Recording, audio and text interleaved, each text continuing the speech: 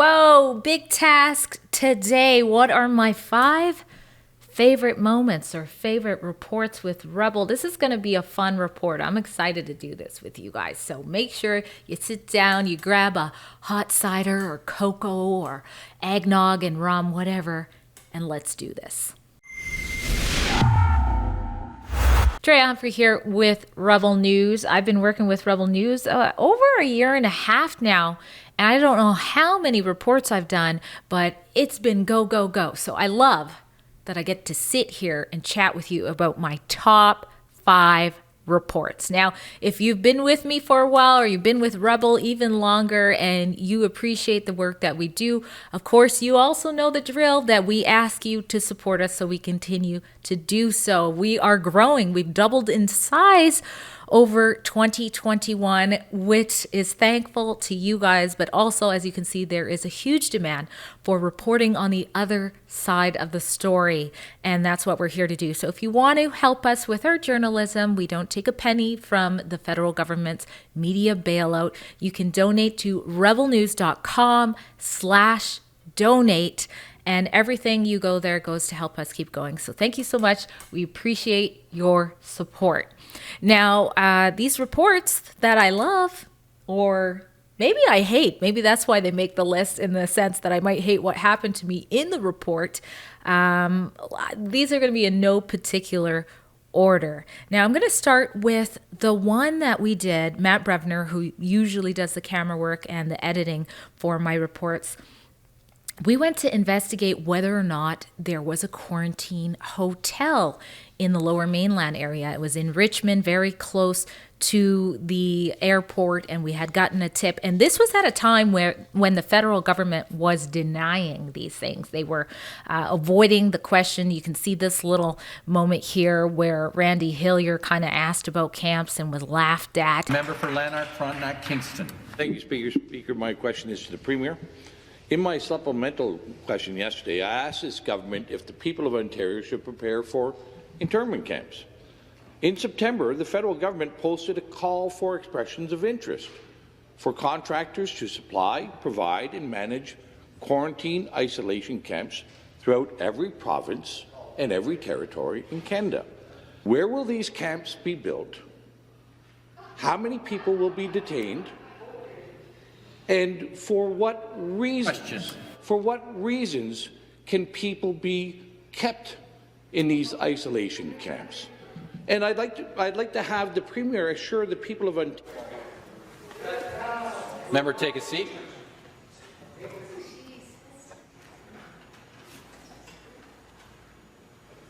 The next question. Certainly, there was no admitting that these things exist. So went there to try to scout, and it was a creepy vibe. And here's how we were treated.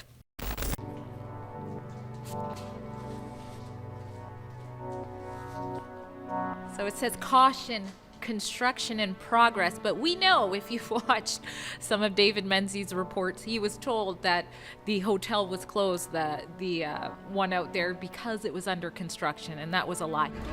How you doing there? We're just with Rebel News. My name's David Menzies, and we're just going to see if we could get a room for the night. No, sorry. No? No, whole place is closed. Who are you, by the way? I'm the security manager here, Jamie. Oh, okay. Jamie, so why is it closed? It's closed for construction. Why the secrecy? I think we would all feel more comfortable with how our taxpayer dollars are being spent if we weren't lied to about where these facilities are.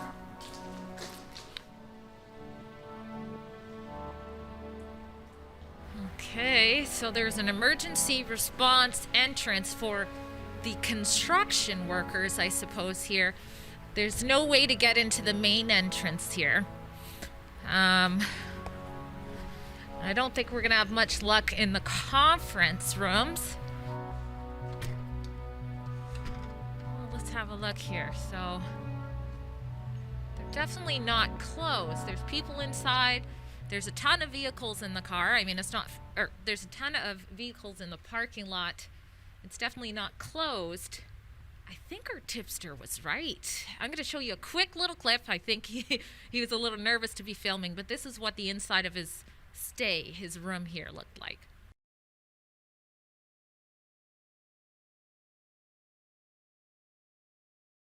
Excuse me. Hi. It's not open. There's a doorbell over here though. Hi, are you quarantining here or? Oh, you're closed, but there's people in there. Is this a quarantine facility or? Okay, well, I'm Drea Humphrey with Rebel News. Is there someone I can ask some questions to for the people? No? It's pretty busy in there, I think, right? Hi there, Drea Humphrey with Rebel News. Yeah, I see that it's closed for us to walk in, but it doesn't look closed in general. Is this... Oh, no media, but is this a quarantine facility paid by taxpayer dollars? Did you make an appointment? No, I just thought, number one, I thought it was a hotel, so usually you can walk up to a hotel. Okay, but then is it something that taxpayers are paying for, or no? You're grabbing the manager for me to ask the questions to?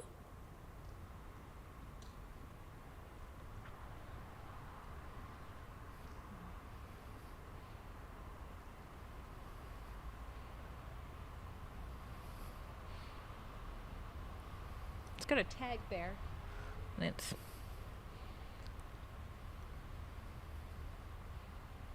just answering questions just makes everything go away faster. Is he coming out? He or she? Okay, thank you. We just keep getting told this place is closed, but it's clearly open for something. We'll keep digging, we'll keep getting answers.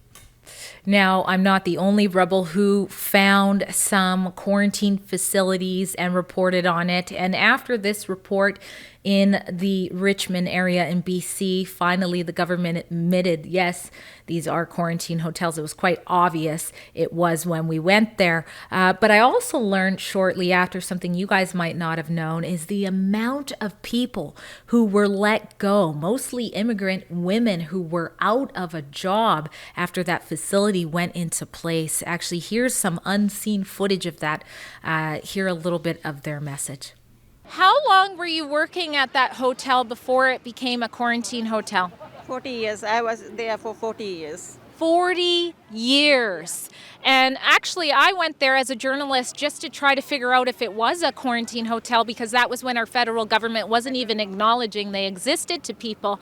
And so after 40 years, how were you treated when it became a federal quarantine hotel? They laid off right away. Yeah. And what's happened since? After 1 year, they permanently terminated. Yeah. Permanently they terminated all 140 workers. They have no job. How many workers? 140. 140 plus. All right, that wraps up the favorite one so far, or one of the top 5. Make sure you comment below and let me know what your favorite report of mine is, whether it's one of the ones I mentioned or one that I've forgotten to mention, because there's a lot. Number 2, the burnt and vandalized churches. I mean, there was an outcry about this across the world. The U.S. was reporting on it. They just couldn't believe that this was happening. You hear about this in places like Egypt, where Christians are being persecuted for their, for practicing their religion. Not in Canada. After, I believe it was June 21st, when the first report came out about the unmarked grave sites that, as we learned from another report, were not a discovery. The grave site was known it was there, but it was basically the first time it was widely brought out and publicized. And then there was burning churches all of a sudden. And last I checked, the count since then had been 68 burning and vandalized churches in Canada, my friends. So Matt Brevner and I, when they started going off in BC, which was one of the first places, or the first place, actually it was the first place for it to happen, in the Okanagan area, we went to investigate two of the churches that had been burnt, and we wanted to know how the community there, how the First Nation Reserve, the people who lived there, felt about the churches burning. You had politicians basically saying they could understand the burning of churches, which, let's be honest, is a form of persecution. You had Harsha Walia from the BC Civil Liberties Association, the executive director, tweeting, "Burn it all down." This is civil liberties. Oh my gosh, what a nightmare. So here's a recap of what the people there had to say and us getting to the bottom of that. You know, but in the past, the church was the focal point for people in the South Okanagan, our people. And church holidays and everything else were a time of great gatherings here from all over the South Okanagan. It's trying to be really careful about what you say these days, but I really think it's justice. And is it justice? I think there's a reason why they did it, because they're angry. The government isn't acknowledging, they're not acknowledging that it's a genocide, so, I believe they had a reason for doing it, and I support them. I love that church. I loved it. And I don't like seeing it all pile of crap. I hope they rebuild or do something. To burn a church down like this because of what they had found up in Kamloops Residential School. And it's two different entities altogether, but from the same. It's two different, but it's from the same place, Roman Catholic. The Roman Catholic religion. Yes, it's a mystery because, there was no contact here. We were living as we always did. And then this missionary, Father Pandozzi, came in, all alone. And seemingly overnight, all of our people, my grandfather and his whole tribe, converted to Catholicism. I often asked my mother, how did this happen? And she couldn't answer.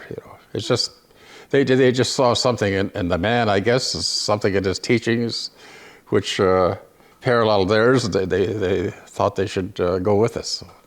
There was no coercion or anything like that. Some of the, between all what's going on now, it's the children or the grandchildren of the parents that were in the school, like my children and grandchildren. I told them just a couple of years ago about what happened to me.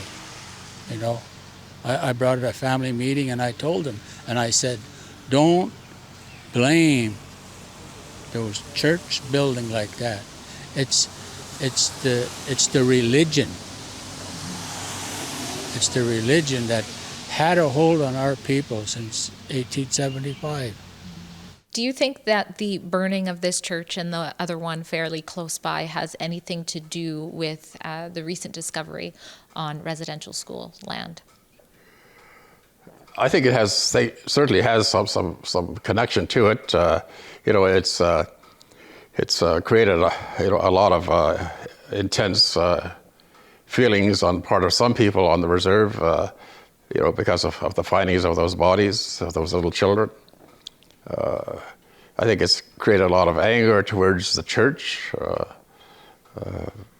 rightly or wrongly.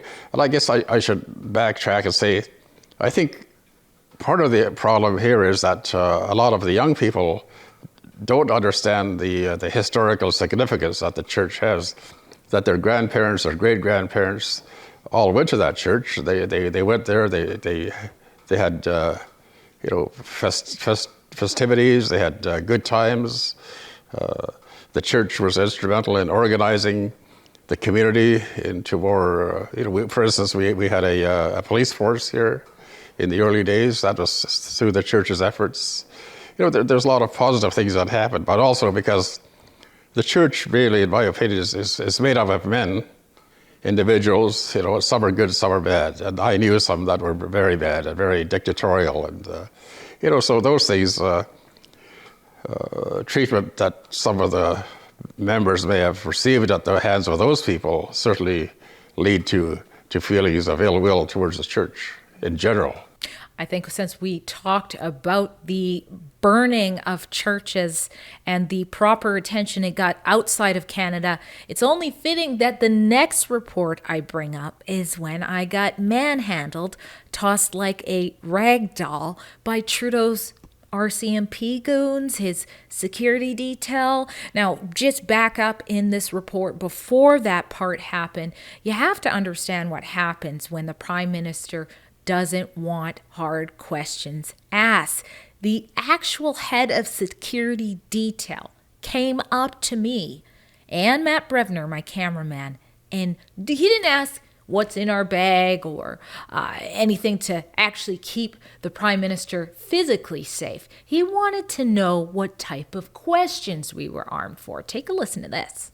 I'm Drea Humphrey with Rebel News. With the which story? Rebel News. Okay, are you guys allowed to be here? Of course. Okay.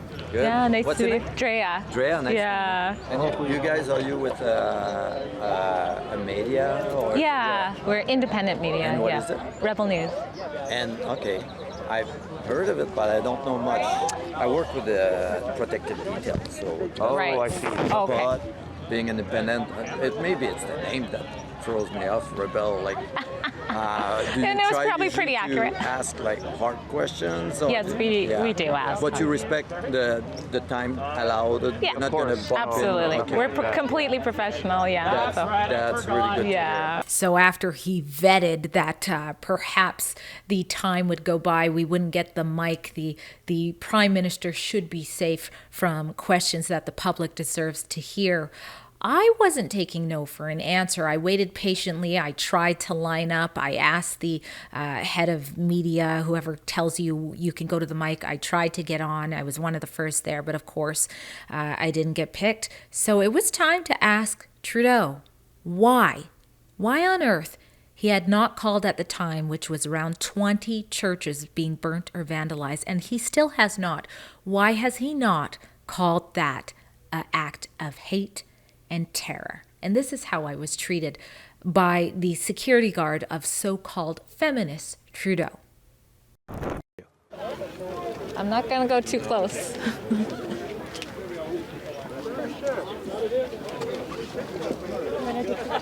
You talked about Canada's last wrongs, the past things they haven't done right. When will you speak out about the 20 vandalized churches? They're burning churches and vandalizing them, and you're not calling it a hate crime.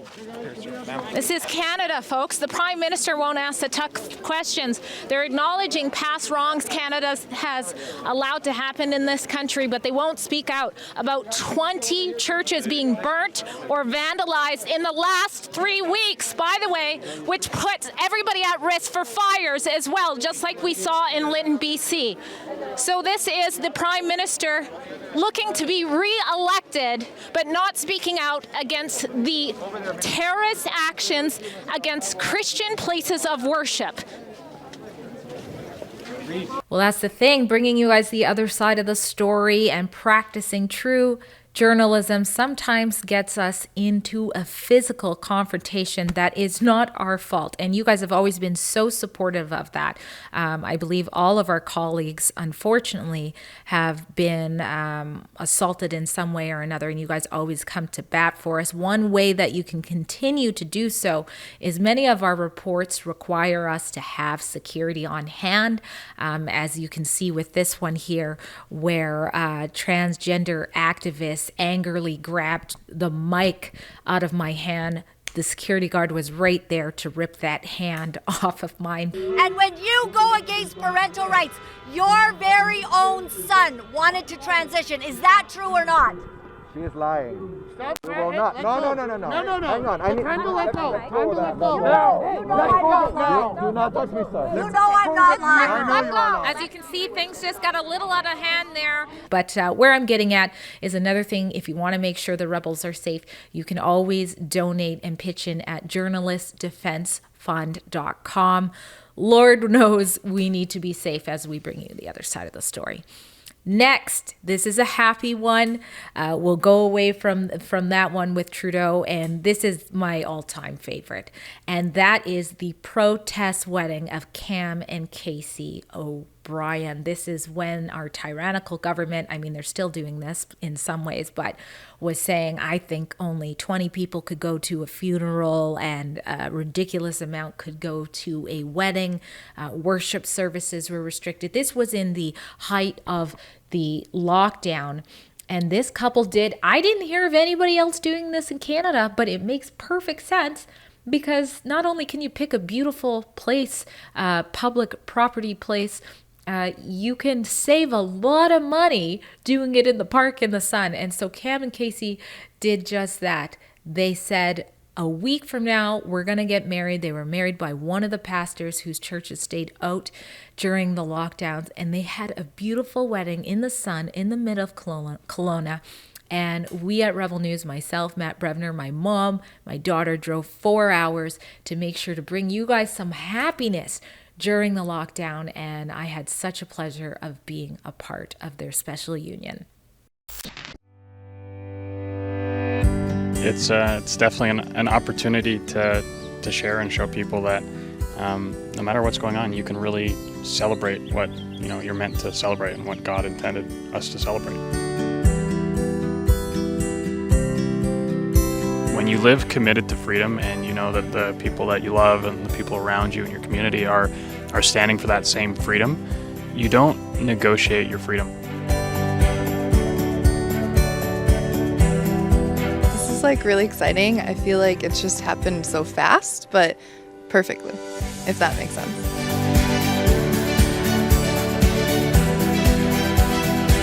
Let's do this. Let's do a protest marriage. Let's stand in love. Let's stand in freedom, and let's stand in the possibility that like we can all do this.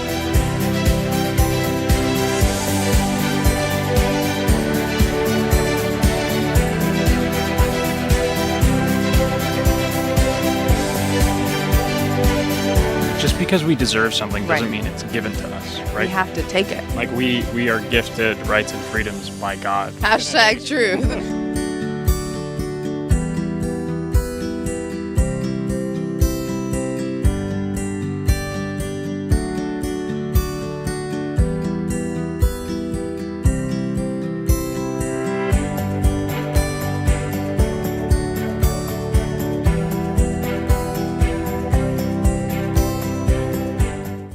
Okay, this last one I struggled with because they're both kind of the same theme. It was, again, there's something magical and just so fun when the government says, hey, it's against the law to have fun, but you do so anyways. And so it was a tie between the Canada Day protest and also the New Year's Eve protests, because people partied down at both of those and had so much fun, such a peaceful protest, and it was just good. It was good for everybody. I think I'm gonna go with Canada Day, and the reason why is because for this protest to take place, it wasn't only against the COVID-19 lockdown type restrictions, it was also against the whole Canada Day should be canceled altogether because of the grave sites that were being reported on, the unmarked grave sites at residential schools. Now, Canada has a lot to be proud of. And, I just didn't understand why you couldn't do both. And that's exactly what happened at this protest. It was put on by Freedom Rally World. I'll put their name on here just in case I said it wrong, because sometimes I mix it up. But that's what they did. They started off with Indigenous dancers, and there was a lot of tributes from the artists that performed there about the residential schools, but it was about Canadians coming together. And the most beautiful thing about that is it's always people of all different races, all different religions. It's exactly what Canada is supposed to look like. That's what took place at this protest. And another element of that is that artists from across the country who had been prohibited from using their talents, often talents that pay their bills or help them with their bills, and just talents that nurture their creativity, they were not allowed to perform. And so some of them came from Toronto or all over to Veneer Park, downtown Vancouver, to perform, and boy did they put on a show. It went all night long, and yes, I danced. Lots of people danced. I want to say there was about 3,000 people there at its peak. Check out some of the highlights of that protest. It was so much fun.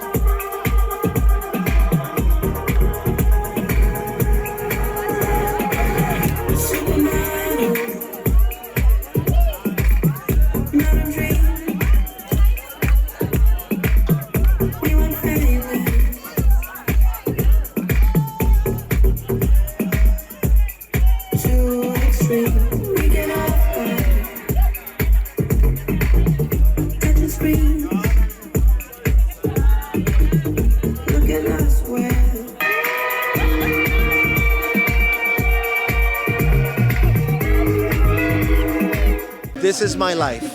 This is what I do. This has been my life for over 20 years.